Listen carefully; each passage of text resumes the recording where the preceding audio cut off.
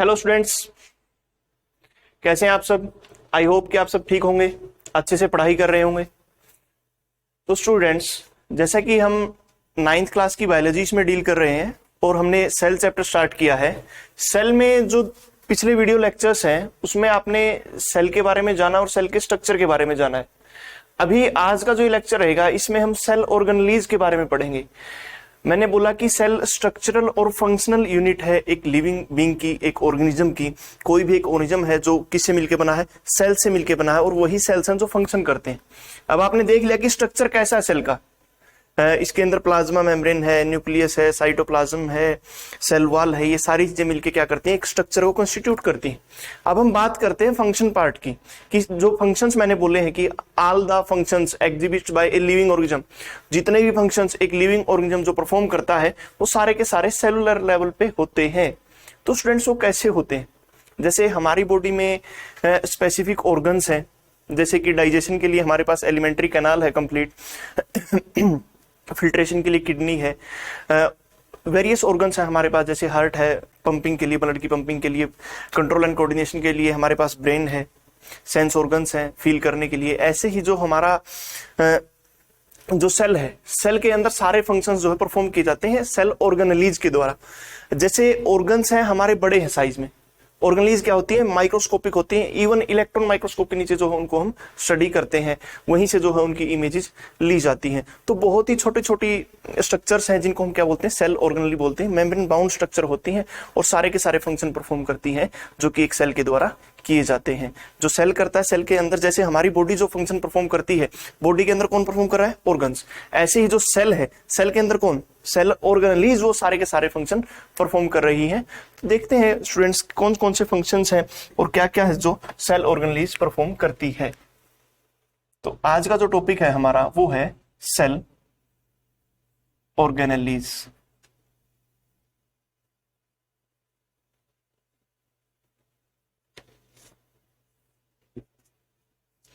Cell organelles क्या है, small structures present in the cell, और हम बोलते हैं scattered in the cytoplasm. Small structure, small membrane bound structure, membrane bound structure which performs all the functions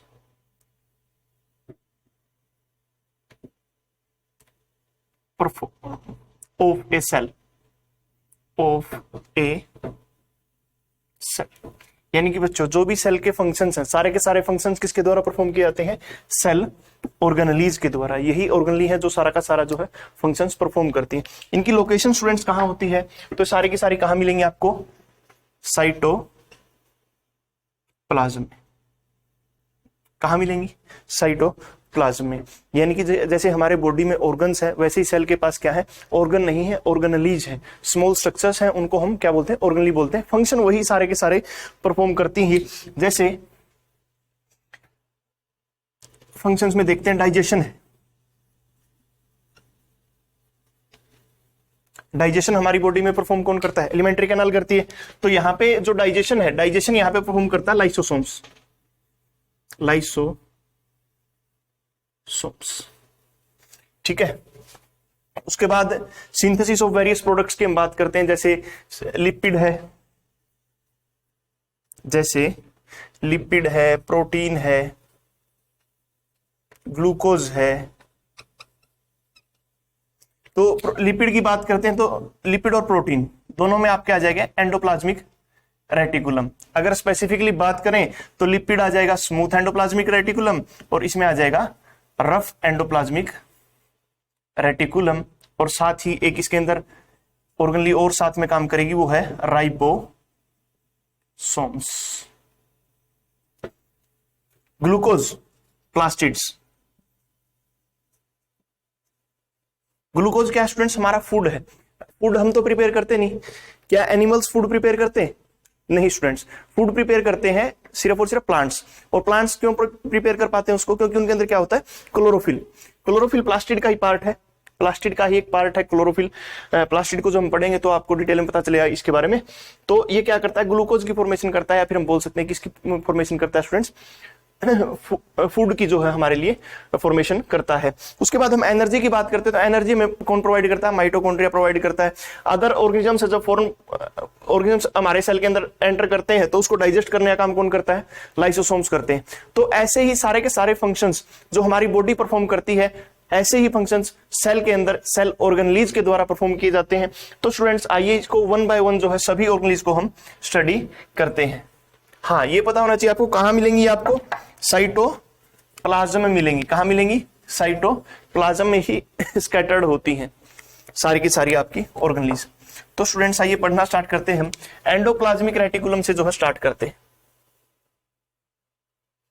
endoplasmic reticulum,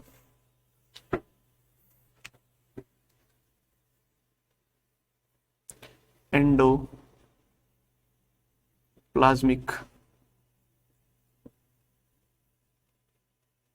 reticulum होता क्या है students? Endoplasmic reticulum, देखो नाम को ही इसको अच्छे से स्टडी करें हम। एंडोप्लाज्मिक का मतलब होता है इनसाइड प्लाज्मा, या फिर हम इसको बोल सकते हैं इनसाइड प्लाज्मा, या फिर हमारा जो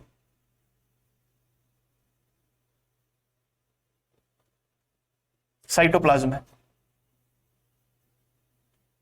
इनसाइड साइटोप्लाज्म और जो प्लाज्मा है, या फिर रेटिकुलम। जो रेटिकुलम है हमारा ये होता है नेटवर्क।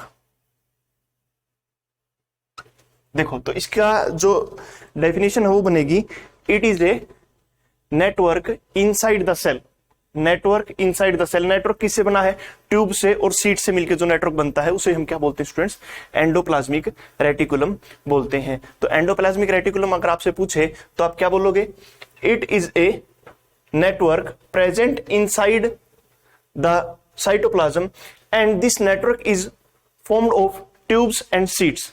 ट्यूब्स एंड सीट्स को अगर हम थोड़ा और डिटेल में देखें तो ये हमारे हो जाएंगे cisternae, vesicles and tubules. Cisternae, vesicle and tubules, ठीक है स्टूडेंट्स। और ये सेल का क्या करता है, अंदर का जो साइटोस्केलेटन है वो बनाता है। जैसे हमारा स्केलेटन किससे मिलकर बनता है, कार्टिलेज और बोन से, ऐसे ही जो सेल है, सेल के अंदर जो स्केलेटन है, स्केलेटन ये कौन बनाता है, इसका ऑर्गेनलीज बनाती हैं। और इसमें एंडोप्लाज्मिक रेटिकुलम भी अपना एक बहुत ही इंपॉर्टेंट रोल प्ले करता है। एंडोप्लाज्मिक रेटिकुलम क्या है, नेटवर्क इनसाइड द सेल। तो अब इसकी फॉर्मेशन कैसे होती है, ये फॉर्मेशन है जो इसकी, ये तीन चीजों से मिलकर बनता है स्टूडेंट्स। कितनी चीजों से मिलकर बनता है, तीन चीजों से मिलकर। अगर इसके स्ट्रक्चर की बात करते हैं हम, स्ट्रक्चर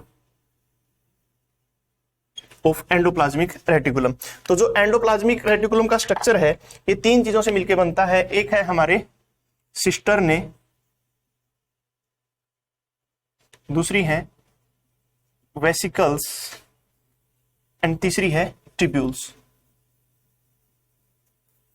तीसरी है ट्यूब्यूल्स। लोकेशन स्टूडेंट्स कहां होगी इनकी, लोकेशन होगी नियर द न्यूक्लियस। इनफैक्ट जो न्यूक्लियस है, न्यूक्लियस का मैंने बताया था कि आउटसाइड की कवरिंग होती है जिसको हम क्या बोलते हैं, न्यूक्लियर एनवलप बोलते हैं। और जो आपका न्यूक्लियर एनवलप है ये कैसा है, डबल मेम्ब्रेन बाउंड ऑर्गेनली है। तो इसकी जो आउटर मेम्ब्रेन होती है, आउटर मेम्ब्रेन इनवेजिनेट करके, इवेजिनेट करके क्या करती है, इवेजिनेट होता है बाहर की तरफ कोई भी प्रोजेक्शन का निकलना, इवेजिनेशन करके क्या बनाती है, एंडोप्लाज्मिक रेटिकुलम को बनाती है। ये कुछ इस टाइप का स्ट्रक्चर होता है स्टूडेंट्स।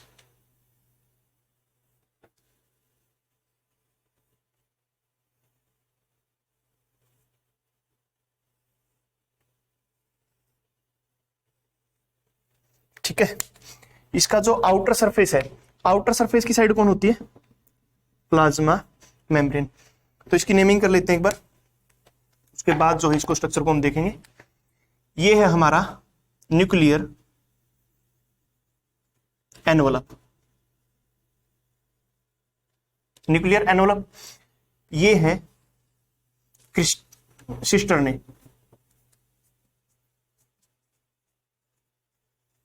ये है ट्यूब्यूल्स, देखो अब एक स्ट्रक्चर हमारा बचता है वेसिकल्स। वेसिकल्स कहाँ होती हैं? वेसिकल्स आपकी मिलेंगी स्टूडेंट्स यहाँ पे, यहाँ पे ये जो रेड मार्कर से, ये क्या हमारी वेसिकल्स है, ये हो गई हमारी वेसिकल्स।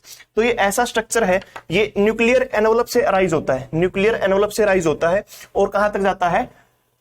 ये जाता है आपका प्लाज्मा मेम्ब्रेन तक। प्लाज्मा मेम्ब्रेन को टच करता है, यानी कि एक पार्ट तो प्लाज्मा मेम्ब्रेन को टच करेगा और एक पार्ट किसको टच करेगा? न्यूक्लियर एनवलप को। जो न्यूक्लियस के पास वाली साइड होती है, यानी कि जो सिस्टरने होते हैं, इनके ऊपर क्या होते हैं? डॉट लाइक स्ट्रक्चर प्रेजेंट होते हैं, इनको बोलते हैं राइबोसोम्स। क्या बोलते हैं स्टूडेंट्स? राइबोसोम्स। राइबोसोम्स क्या काम करते हैं? प्रोटीन की सिंथेसिस करते हैं। किसकी सिंथेसिस करते हैं? प्रोटीन की। जो प्राइमरी फंक्शन है एंडोप्लाज्मिक रेटिकुलम का, वो क्या हो जाएगा? Protein synthesis. ठीक है स्टूडेंट्स, तो ये देखिए हमने स्ट्रक्चर बना लिया है किसका? एंडोप्लाज्मिक रेटिकुलम का। एंडोप्लाज्मिक रेटिकुलम, यहाँ पे जो सैक लाइक स्ट्रक्चर्स हैं इनको बोलते हैं सिस्टरने, और बाद में जो ट्यूबिट्स हैं, ट्यूब्यूल्स, इनको हम बोलते हैं। ये जो राउंडेड स्ट्रक्चर है ये है हमारी वेसिकल्स। ये सारी की सारी प्रेजेंट है न्यूक्लियस और प्लाज्मा मेम्ब्रेन के बीच में। अगर आपसे पूछे कि जो एंडोप्लाज्मिक रेटिकुलम है इसका एक्सटेंशन कहां से कहां तक होता है, तो हम बोलेंगे न्यूक्लियर एनवलप से प्लाज्मा मेम्ब्रेन तक। अब यहां से यहां तक अटैच्ड है, तो ये क्या करेगा? जो न्यूक्लियर मटेरियल है जिसको आउटसाइड द सेल जाना है, आउटसाइड द सेल जाना, दूसरे सेल के अंदर हमें ट्रांसफर करना है, तो उसके लिए पाथवे प्रोवाइड करेगा ना, ये है ना, तो ये पाथवे प्रोवाइड करेगा। तो ये था इसका स्ट्रक्चर। अब बात करते हैं टाइप्स ऑफ एंडोप्लाज्मिक रेटिकुलम की। Types of endoplasmic reticulum, types. जो हमारा एंडोप्लाज्मिक रेटिकुलम है ये दो टाइप का है। It is of two types.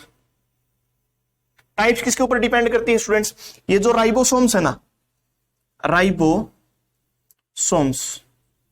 इनकी प्रेजेंस और एब्सेंस। अगर ये प्रेजेंट है तो हम उसको बोलते हैं रफ एंडोप्लाज्मिक रेटिकुलम। अगर ये एब्सेंट है तो हम उसको बोलते हैं स्मूथ एंडोप्लाज्मिक रेटिकुलम। ER से मैं इसको लिख देता हूं ताकि शॉर्ट रहे हमें लिखने में। रफ एंडोप्लाज्मिक रेटिकुलम और स्मूथ एंडोप्लाज्मिक रेटिकुलम। रफ हम किसको बोलते हैं? जब इसके ऊपर क्या अटैच्ड है? राइबोसोम्स। और जो राइबोसोम्स है आपको पता है किसकी सिंथेसिस करते हैं? प्रोटीन की। तो फर्दर हम क्या बोलेंगे? जो रफ एंडोप्लाज्मिक रेटिकुलम है क्या करेगा? प्रोटीन की सिंथेसिस करेगा। किसकी सिंथेसिस करेगा स्टूडेंट्स? प्रोटीन की। अब जो स्मूथ एंडोप्लाज्मिक रेटिकुलम है, स्मूथ एंडोप्लाज्मिक रेटिकुलम के ऊपर एक्स्ट्रा कोई और स्ट्रक्चर बना हुआ नहीं है। जैसे इसके ऊपर राइबोसोम्स अटैच है, इसके ऊपर कोई भी एक्स्ट्रा मटेरियल जो है अटैच नहीं है, तो ये क्या करता है? इसीलिए हम क्या कहते हैं? इसको स्मूथ कहते हैं। और जो स्मूथ एंडोप्लाज्मिक रेटिकुलम है ये किसकी सिंथेसिस करवाता है? आपकी लिपिड्स की। किसकी वो करवाएगा? लिपिड्स को सिंथेसाइज करेगा कौन? Smooth endoplasmic reticulum. और प्रोटीन को सिंथेसाइज करेगा हमारा रफ एंडोप्लाज्मिक रेटिकुलम। ठीक है। अब जो प्रोटीन है यानी कि जो हमारा रफ एंडोप्लाज्मिक रेटिकुलम है, ये तो हमें मिलेगा ऐसे सेल्स में जहां क्या बनेगी? ज्यादा से ज्यादा एंटीबॉडीज बनेंगी। और एंटीबॉडी कौन बनाता है हमारी बॉडी में? ब्लड में बनती है ना। और ब्लड में किस में बनेगी? WBCs में। तो WBCs को हम बोलते हैं border security of our body.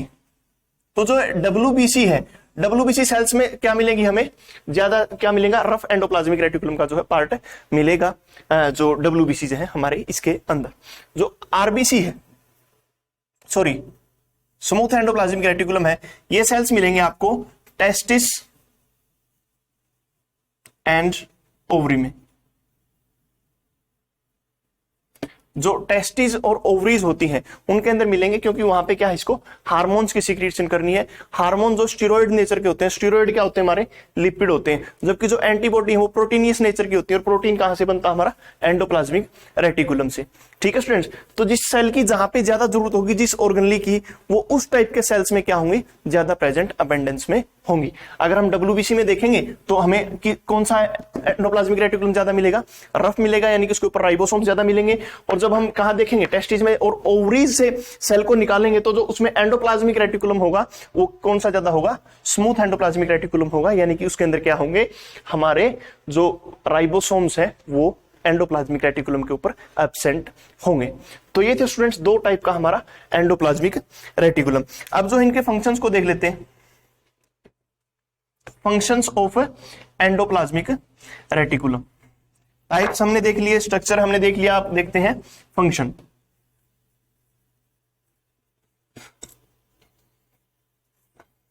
जो एंडोप्लाज्मिक रेटिकुलम है इसका मेन फंक्शन तो क्या हो गया, सिंथेसाइज करना, क्या करना, synthesis of protein and lipid. Protein और लिपिड को सिंथेसाइज करना जो इसका क्या है, प्राइमरी फंक्शन है। सिंथेसाइज करने के साथ साथ इन दोनों को क्या करता है, ये ट्रांसपोर्ट भी करता है, ट्रांसपोर्टेशन ऑफ क्या हो गया, प्रोटीन और लिपिड। यानी कि पहले तो क्या करेगा, ट्रांसपोर्ट सिंथेसिस करेगा किसकी, लिपिड की और प्रोटीन की। प्रोटीन की कौन करेगा, रफ एंडोप्लाज्मिक रेटिकुलम, और लिपिड की कौन करेगा, स्मूथ एंडोप्लाज्मिक रेटिकुलम। और फिर उसके बाद क्या करेंगे, इसको ट्रांसफर करेंगे। उसके बाद जो हम टॉक्सिक मटेरियल अगर हमारी बॉडी में कोई आ जाता है, टॉक्सिक प्रोडक्ट अगर हमारी बॉडी में कोई एंटर करता है, तो उसको डिटॉक्सिफाई करने का काम कौन करता है, स्मूथ एंडोप्लाज्मिक रेटिकुलम, SER क्या करता है, डिटॉक्सिफिकेशन करता है,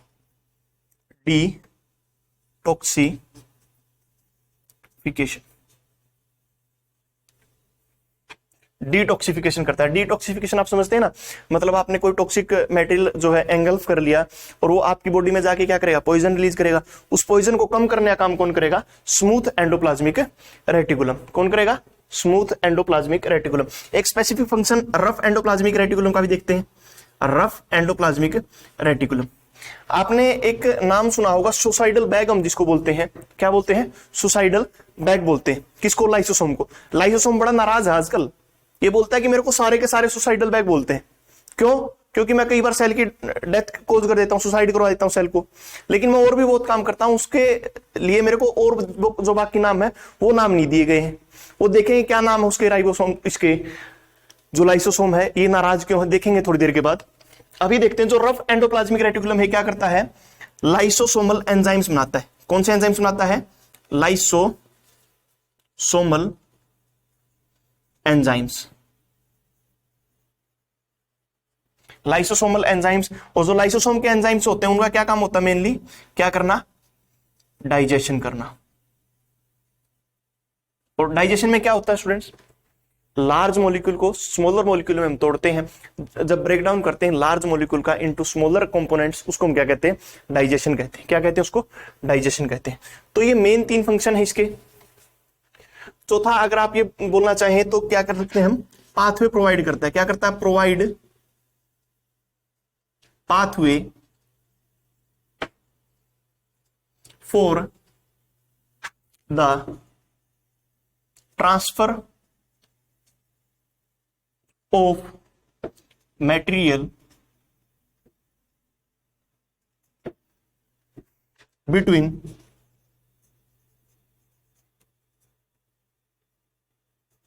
nucleus and other cell। जो एडजेसेंट सेल है किसका, एक सेल के, उसमें क्या करेगा, एंडोप्लाज्मिक रेटिकुलम क्या करेगा, न्यूक्लियस से और जो अदर सेल है उसके बीच में क्या करेगा, ट्रांसपोर्टेशन के लिए एज ए ब्रिज या फिर एज ए पाथवे जो है काम करेगा। तो ये थे स्टूडेंट्स एंडोप्लाज्मिक रेटिकुलम के बारे में। देखो एंडोप्लाज्मिक रेटिकुलम क्या है, नाम से ही पता चल रहा है, नेटवर्क है। क्या है, नेटवर्क है, ऐसा नेटवर्क है जो इनसाइड द सेल पाया जाता है। और ये नेटवर्क क्या है, मेम्ब्रेन बाउंड नेटवर्क है। मेम्ब्रेन बाउंड नेटवर्क है, 3 प्रकार के जो पार्टिकल्स हैं उनसे मिलकर बनता है ये सिस्टर्ने, वेसिकल, टिब्यूल्स। उसका स्ट्रक्चर हम लोग देख चुके हैं। ये कहां बनता है, न्यूक्लियर एनवलप से जो है ये बनना स्टार्ट होता है और कहां तक एक्सटेंड करता है, प्लाज्मा मेम्ब्रेन तक। उसके बाद इसके ऊपर क्या होते हैं, राइबोसोम्स प्रेजेंट होते हैं और राइबोसोम्स की प्रेजेंस की वजह से हम इसको कितने पार्ट्स में डिवाइड करते हैं, 2 टाइप्स में डिवाइड करते हैं। उसमें से एक कौन सा है, रफ एंडोप्लाज्मिक रेटिकुलम और तो दूसरा कौन सा है, स्मूथ एंडोप्लाज्मिक रेटिकुलम। रफ के ऊपर राइबोसोम्स है, राइबोसोम्स का प्राइमरी फंक्शन क्या होता है, प्रोटीन की सिंथेसिस करना, और प्रोटीन से क्या बनते हैं हमारे एंजाइम्स बनते हैं, और हमारी एंटीबॉडीज भी क्या होती है, प्रोटीनियस नेचर में होती हैं। तो ये हमारे डब्ल्यूबीसी सेल हैं जो उसके अंदर ज्यादा मिलता है, क्योंकि डब्ल्यूबीसी में क्या होती है, हमें एंटीबॉडीज की रिक्वायरमेंट होती है। जो स्मूथ एंडोप्लाज्मिक रेटिकुलम है, इसके ऊपर राइबोसोम्स प्रेजेंट नहीं है, यानी कि कोई रफनेस नहीं है इसके सरफेस के ऊपर, इसलिए हम क्या बोलते हैं, इसको स्मूथ बोलते हैं। और ये स्मूथ जो है लिपिड की सिंथेसिस करवाता है, और कहां मिलेगा आपको, टेस्टिस एंड ओवरीज के अंदर जो है ये अबंडेंस में मिलेगा, क्योंकि वहां पे जो है इसको रेगुलरली हार्मोन सीक्रेट करने पड़ते हैं। जैसे कि आपको पता है जो टेस्टिस है वो टेस्टोस्टेरोन जो कि मेलनेस के लिए रिस्पॉन्सिबल होता है, और जो ओवरी है, ओवरी से कौन सा हार्मोन रिलीज होता है, ईस्ट्रोजन एंड प्रोजेस्टेरोन। ठीक है, 8th क्लास में आपने इनके बारे में पढ़ा है। उसके बाद हमने फंक्शंस की बात की, तो फंक्शन क्या हो गया, प्रोटीन और लिपिड की सिंथेसिस भी करवाएगा, और क्या करवाएगा, इसकी ट्रांसपोर्टेशन भी करवाएगा।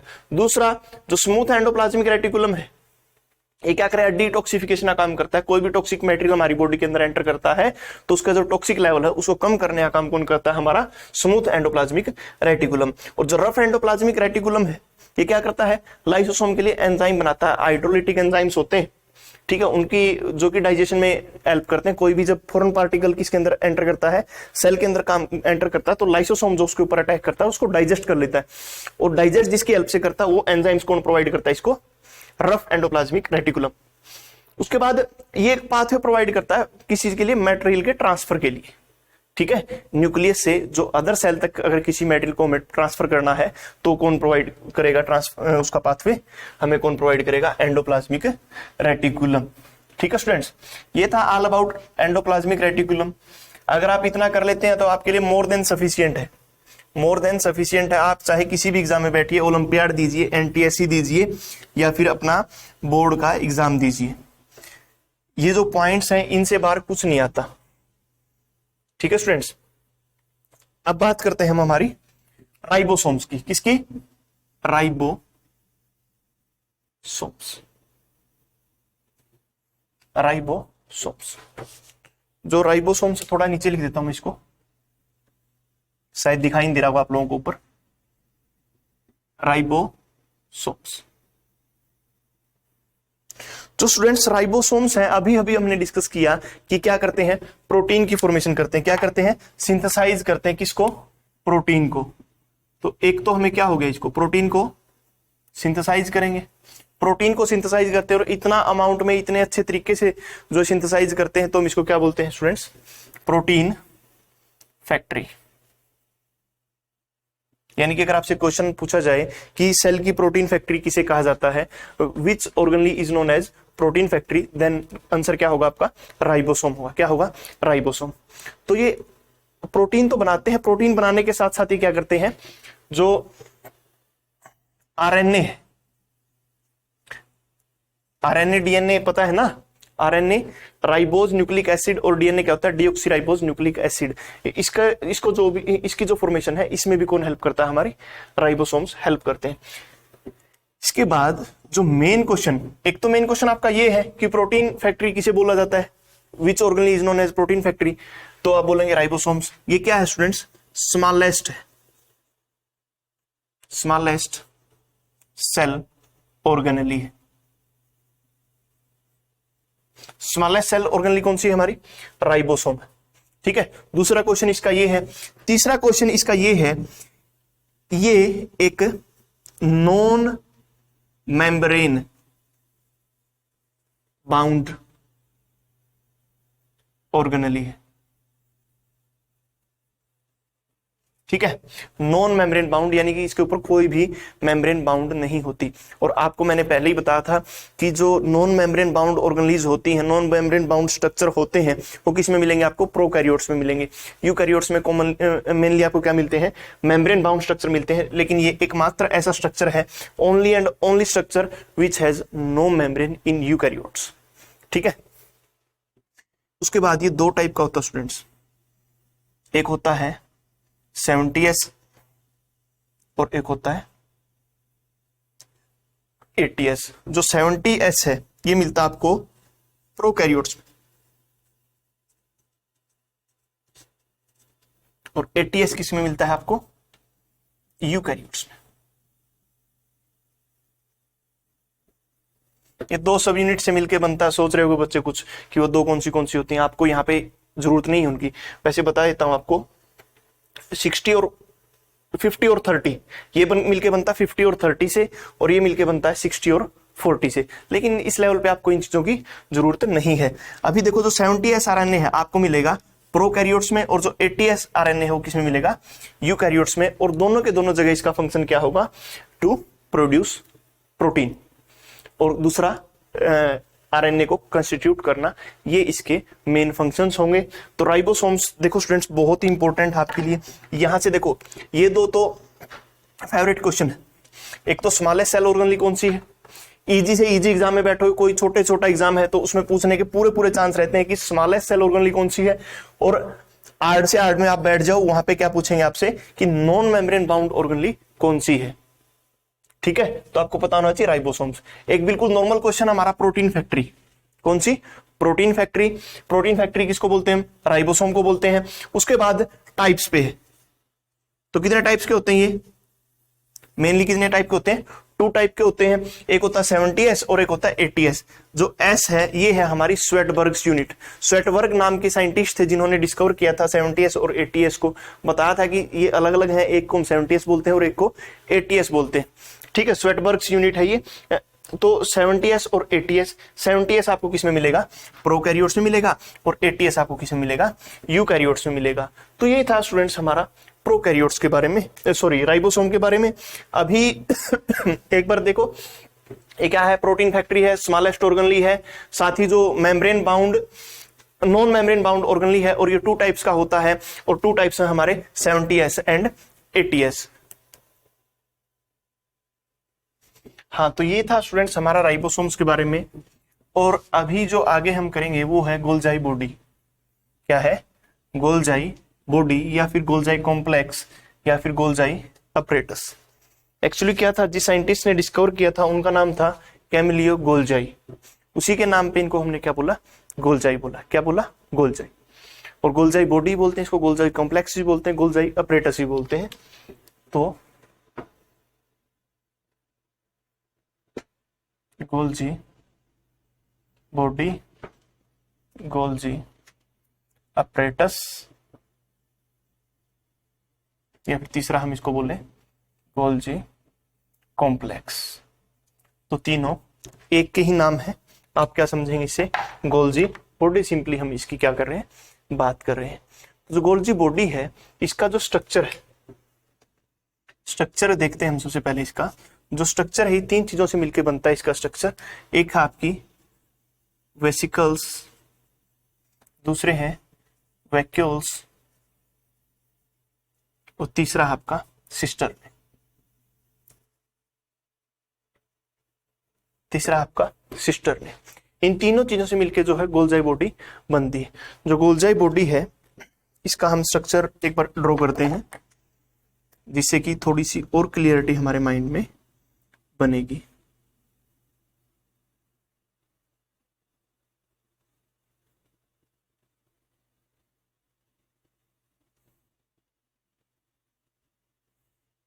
ये जो स्टूडेंट स्ट्रक्चर है ये है गोल्जाई बॉडी के सिस्टर्ना पार्ट।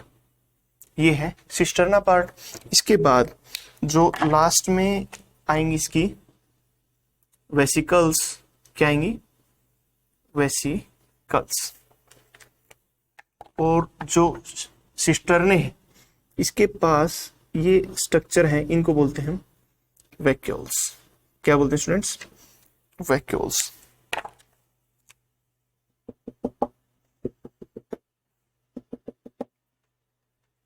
तो ये है हमारे सिस्टर्ने,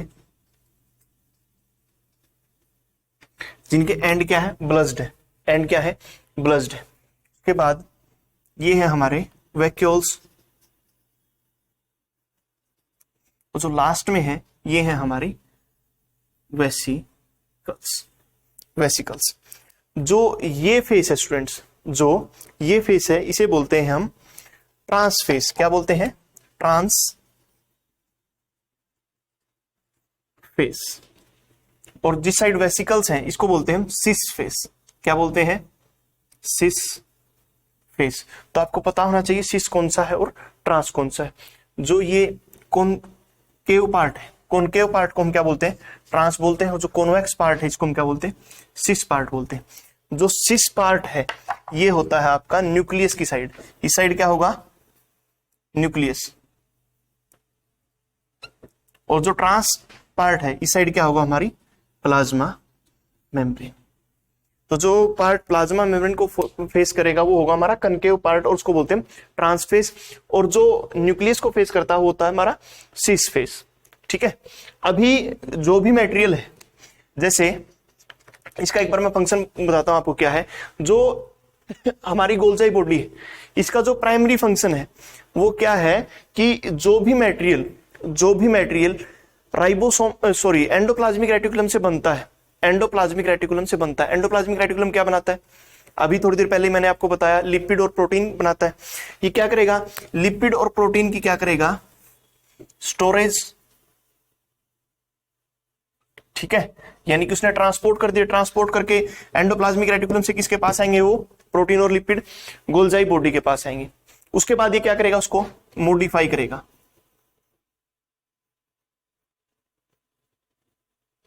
तो पहला काम तो इसका क्या होगा, स्टोरेज करनी प्रोटीन लिपिड की, दूसरा उसको मॉडिफाई करना। मॉडिफाई कैसे करेगा, जैसे मैंने आपको बताया था सारे के सारे जो एंजाइम्स होते हैं वो किस नेचर के होते हैं, प्रोटीन नेचर के। तो प्रोटीन्स को किस में कन्वर्ट कर देगा, एंजाइम्स में, और जो हार्मोन्स है वो किसके होते हैं, लिपिड नेचर के होते हैं। तो लिपिड को किस में कन्वर्ट कर देगा, हार्मोन्स में कन्वर्ट कर देगा। ऐसे करके उनकी क्या करेगा, मॉडिफिकेशन करेगा, और मॉडिफिकेशन के बाद क्या कर देगा, उनकी पैकिंग कर देगा, पैकिंग। फिर उसके बाद क्या करेगा, उसको पैक कर दिया किसके अंदर, वैक्यूल्स के अंदर। यानी कि कोई भी मटेरियल है जो इसके अंदर आएगा गोल्जाई बॉडी के अंदर, वो स्टार्टिंग में कहाँ आएगा, वेसिकल्स के पास आएगा, वेसिकल से कहाँ आएगा, सिस्टरने के अंदर आएगा, सिस्टरने अटैच होते हैं एक दूसरे से, फिर सिस्टरने से कहाँ जाएगा, वैक्यूल्स के अंदर जाएगा। किसके अंदर जाएगा, वैक्यूल्स के अंदर जाएगा। ये सारा का सारा पाथवे होगा। तो ये जो सिस्टम है ना, जैसे आपका इसको बोलते हैं GERL सिस्टम। क्या बोलते हैं, GERL सिस्टम। जो ये GERL सिस्टम है इसमें G फॉर क्या है, गोल्जाई अपरेटस, ER एंडोप्लाज्मिक रेटिकुलम, और L से क्या बनेगा आपका, लाइसोसोम्स। ये तीनों है ना एक दूसरे से कोरिलेटेड होते हैं, GERL सिस्टम इसको कंबाइंड बोलते हैं हम। ठीक है, तो जो मटेरियल कहां से आया था अपने पास, यानी कि लिपिड एंड प्रोटीन जो कहां से आए थे, एंडोप्लाज्मिक रेटिकुलम से आए थे, उसकी क्या करेगा, स्टोरेज करेगा, मॉडिफिकेशन करेगा, और उसकी क्या कर देगा, पैकिंग कर देगा। अब यहां से जब ये कोई भी मटेरियल है इसके अंदर पैकिंग होगी उसकी, तो पैकिंग में कई बार क्या करता है, ये एंजाइम्स करता है। एंजाइम्स भी कौन से हो सकते हैं, वो हाइड्रोलाइटिक। यानी कि जब हाइड्रोलाइटिक एंजाइम को पैक करेगा तो उस टाइम ये क्या बना देगा, लाइसोसोम की फॉर्मेशन करा देगा। तो एक फंक्शन जो गोल्जाई बॉडी है इसका ये भी हो गया कि लाइसोसोम की फॉर्मेशन। तो लाइसोसोम को कौन बनाएगा स्टूडेंट्स, कौन बनाएगा, गोल्जाई बॉडी। इसको मैं रब कर देता हूं एक बार, आपको डायग्राम अच्छे समझ में आ गया। ये है हमारी वेसिकल्स, ये है सिस्टरने, और ये क्या है, वैक्यूल्स है। मटेरियल है, लिपिड है, प्रोटीन है, वो क्या होंगे, इसमें स्टोर होंगे, मॉडिफाई होंगे और पैक होंगे। ठीक है, पैक होने के बाद जो अपनी डेस्टिनेशन पे वो चले जाएंगे। अगर पैकिंग के टाइम पे कौन सा एंजाइम है उसके अंदर, हाइड्रोलिटिक एंजाइम है, डाइजेस्टिव एंजाइम्स है, तो वो क्या कहलाएगा, लाइसोसोम कहलाएगा। तो यहां से एक बात और क्लियर होती है हमारी, लाइसोसोम की फॉर्मेशन कौन करवाता है, गोल्जाई बॉडी ही है जो लाइसोसोम की फॉर्मेशन करवाती है। ठीक है स्टूडेंट्स, और बाकी फंक्शंस हैं जो वो भी इसके डिस्कस करते हैं। वाइटेलोजेनेसिस क्या कराता है, ये वाइटेलोजेनेसिस क्या होती है स्टूडेंट्स, वाइटेलोजेनेसिस, अंडा खाया है, अंडा, एग खाया नहीं हो तो देखा जरूर होगा। जब अंडे को तोड़ते हैं तो उसके अंदर एक येलो येलो पार्ट निकलता है, उसको हम क्या बोलते हैं, योक बोलते हैं। तो ये वाइटेलोजेनेसिस है, ये और कुछ नहीं है, क्या है, योक की फॉर्मेशन है। वो प्रोसेस जिससे क्या बनेगा, एग के अंदर योक बनता है, उसको हम क्या बोलते हैं, वाइटेलोजेनेसिस बोलते हैं। और एक और फंक्शन है इसका, वो है हमारा ब्रेकडाउन ऑफ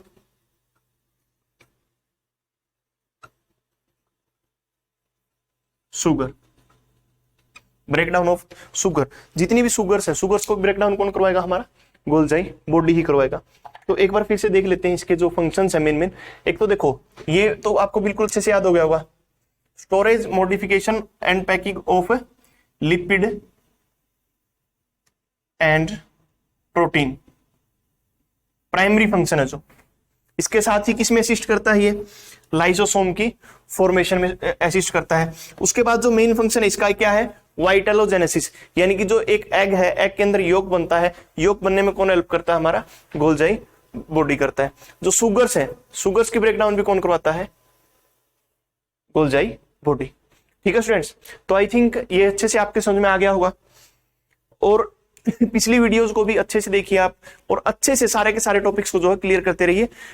जैसे ही टॉपिक्स खत्म होंगे आपका एक टेस्ट भी रखा जाएगा आगे, और टेस्ट में फिर आपको एनालिसिस हो जाएगा कि हमें जो है कितनी तैयारी करने की जरूरत है और कहां तक जो है हमारी प्रिपरेशन पहुंच चुकी है, एनटीएससी को हम कितना अच्छे तरीके से जो है फेस कर सकते हैं, कितनी अपनी तैयारी है, ये आपकी बिल्कुल क्रिस्टल क्लियर वहां से हो जाएगी।